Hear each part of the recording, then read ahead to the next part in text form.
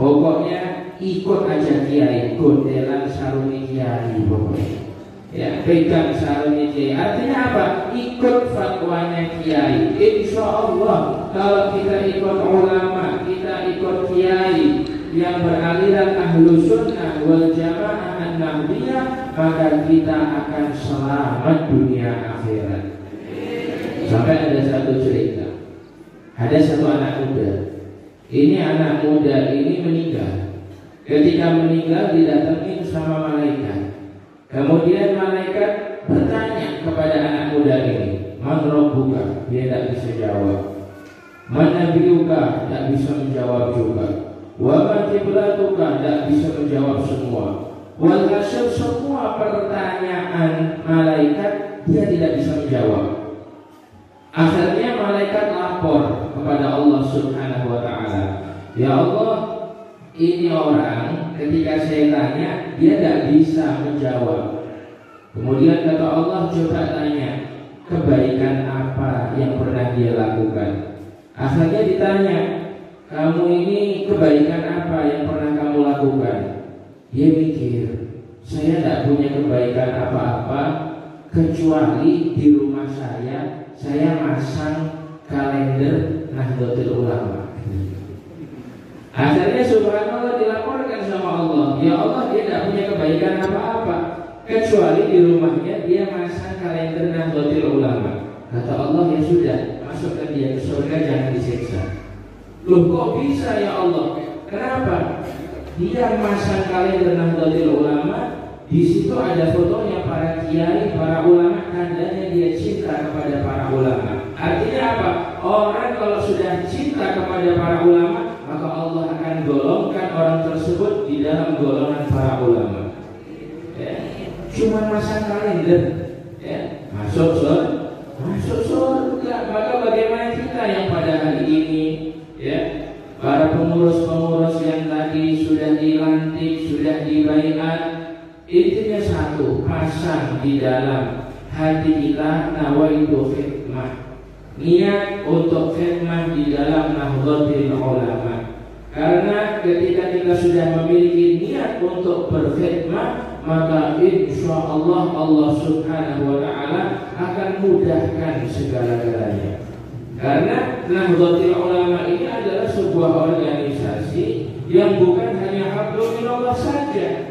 Hablum minallahnya tetap jalan dan hablum minannasnya juga jalan.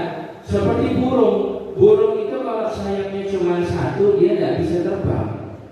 Ya, jadi burung itu bisa terbang kalau memiliki sayap dua. Begitulah Nahdlatul Ulama. Nahdlatul Ulama itu hablum minallahnya jalan dan hablum minannasnya juga jalan. Dan jelas kita lihat para kiai-kiai kita, ya, bagaimana mereka mengajarkan kepada santri-santrinya tentang agama. Mereka tidak mengajarkan agama secara keras, karena orang-orang yang biasanya mengajarkan agama secara keras, secara ekstrim, itu keluar daripada koridor Islam. Karena tidak ada alasan apapun Islam itu keras. Islam itu adalah dinul hanif, agama yang datang dengan kelembutan. Sebagaimana Rasulullah SAW, beliau mengenalkan Islam ini dengan penuh rahmat, dengan penuh kelembutan. Makanya di sini hukum Islam itu sudah jelas. Al-Quran, dari Al-Quran kemudian dijabarkan dengan apa? Dengan hadis. Hadis dijabarkan lagi dengan apa? Dengan ijma' ulama. Ijma' ulama dijabarkan lagi dengan apa? Dengan qiyas.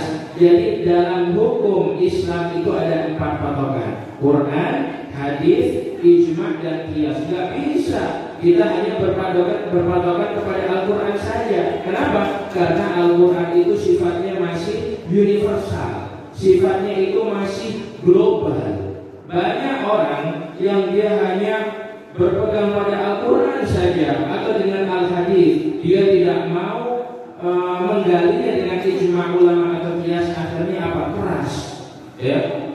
Teriak dia Allahu Akbar, ngebom sana, Allahu Akbar, ngebom sini. Nama Allah digunakan untuk hal-hal yang tidak baik, dan ini adalah pemikiran yang salah. Kalau kita mau mengkaji Akbar itu adalah Allah Maha Besar. Artinya apa? Ketika kita menyebut Allahu Akbar, kita merasa bahwasanya diri kita ini hina dan Allah Subhanahu wa Ta'ala yang besar. Sampai ada satu cerita, ya. Jadi ada orang ribut, ya, yang di sini mengatasnamakan Islam, di sini Islam juga, di sini teriak Allahu Akbar, di sini teriak Allahu Akbar. Bingung akhirnya, polisinya di tengah-tengah mau damaikan. Akhirnya karena polisinya bingung, polisinya teriak Sami Allahu liman hamidah. Ya subhanallah. Jadi seperti itu. Jangan sampai kita terkena pemahaman-pemahaman yang seperti ini. Ya, makanya di Nahdlatul Ulama kita diajarkan bagaimana tata caranya kita beragama Islam dengan baik dan benar, yang sesuai dengan ajaran para guru-guru kita. Ya. Kemudian juga tandanya orang NU itu gampang kok, tidak sulit. Apa? Dia mau tahlilan, dia mau kunut, dia mau sholawatan, mau manakibah, itu insya Allah NU.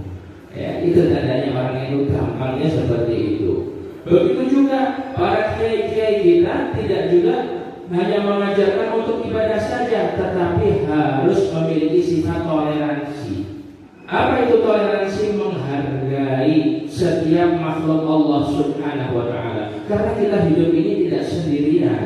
Indonesia ini dari Sabang sampai Merauke terdiri dari beberapa agama dan beberapa suku. Kalau kita hanya mengedepankan daripada ego kita, yang terjadi apa? Bangsa ini akan hancur. Kita lihat bagaimana para pahlawan memperjuangkan negara ini dengan susah payah. Mereka mengorbankan daripada nyawa mereka. Mereka tidak memperdulikan daripada keluarga dan diri mereka. Yang mereka pikirkan bagaimana Indonesia ini akan merdeka. Maka kita sebagai orang yang cinta kepada negara Kesatuan Republik Indonesia, sebagai pengikut daripada Nahdlatul Ulama, kita harus menjaga kedaulatan negara Kesatuan Republik Indonesia ini dengan senantiasa menghormati siapapun. Apapun agamanya, kita hormati dia. Apapun sukunya, kita hormati dia. Kenapa? Jangan pernah kita membeda-bedakan orang, melihat dari kedudukannya, suku atau agamanya, tapi lihatlah bahwasanya dia adalah makhluk Allah Subhanahu wa Ta'ala. Sebagaimana kita ini kalau misalnya kita masak, ya Bu ya, kita ibu-ibu ini masak, kemudian masakannya hasil karya ibu tadi disodorkan ke suami ibu. Bang, coba dimakan gimana? Dimakan sama bapaknya, langsung bapaknya ngomong, tidak enak, ya, tidak ada rasanya, hambar, aku tidak mau makan masakan ini. Gimana perasaannya Bu? Sakitnya tuh di sini, Bu. Ya, sakit. Begitu juga Allah itu akan murka dengan kita. Allah akan murka dengan hambanya apabila hamba tersebut membeda-bedakan daripada ciptaannya, apalagi mencaci maki daripada ciptaan Allah Subhanahu wa Ta'ala. Makanya ayo di kesempatan yang mulia ini kita tata hati kita, kita bersihkan hati kita, buang daripada segala prasangka-prasangka buruk, baik itu kepada Allah Subhanahu wa Ta'ala atau kepada makhluk-makhluk Allah Subhanahu wa Ta'ala. Jadilah diri kita insan yang senantiasa menebar kebaikan dimanapun kita berada. Jadilah orang baik, tebarlah kebaikan dimanapun kita berada. Berbuat baiklah kepada siapapun tanpa memandang agama dan sukunya. Tetapi ingat, jangan pernah kita merasa yang paling baik di antara hamba-hamba Allah Subhanahu wa Ta'ala. Buka mata kita untuk melihat sisi baik yang ada pada orang lain, dan tutup mata kita untuk melihat keburukan yang ada pada diri orang lain. Dan buka mata kita untuk melihat keburukan yang ada pada diri kita, dan tutup mata kita untuk melihat kebaikan yang ada pada diri kita. Sehingga apabila hal tersebut telah bisa kita terapkan di dalam kehidupan kita, maka insya Allah Allah Subhanahu wa Ta'ala akan menjadikan hidup ini hidup yang barokah, hidup yang diridhai oleh Allah Subhanahu wa Ta'ala, dan Allah Subhanahu wa taala akan menghujani daripada daerah kita dengan rahmatnya Allah Subhanahu wa taala dan dijadikan daerah Sanggau, Kembayan dan sekitarnya sebagai baldatun thayyibatun wa rabbun ghafur. Amin ya rabbal. Jadi intinya niatkan berkhidmat, dan saya ucapkan selamat kepada yang sudah dilantik tadi. Semoga amanah, jangan khawatir karena tadi bapak-bapak dan ibu-ibu ini yang sudah dilantik sanadnya tersambung dengan mereka, beliau-beliau para kiai, yang mana mereka para kiai-kiai tersebut di antaranya Hadratus Syekh Haji Asyam Asy'ari dan Dewa Rasulullah. Mereka ketika mendirikan Nahdlatul Ulama ini bukan karena hawa nafsu mereka, tapi isyarah daripada guru-gurunya, dan gurunya mendapatkan langsung isyarah daripada Allah Subhanahu wa taala. Maka majelis kita pada hari ini insyaallah dihadiri oleh arwah mereka, orang-orang soleh, kita disaksikan oleh mereka, dan kita insyaallah digolongkan menjadi golongan mereka. Amin ya rabbal alamin. Kurang lebihnya saya mohon maaf. Yang benar datangnya dari Allah Subhanahu wa taala, yang salah datangnya dari pribadi yang fakir akan ilmu dan akhlak ini. Wallahul muwaffiq ila aqwamit thoriq.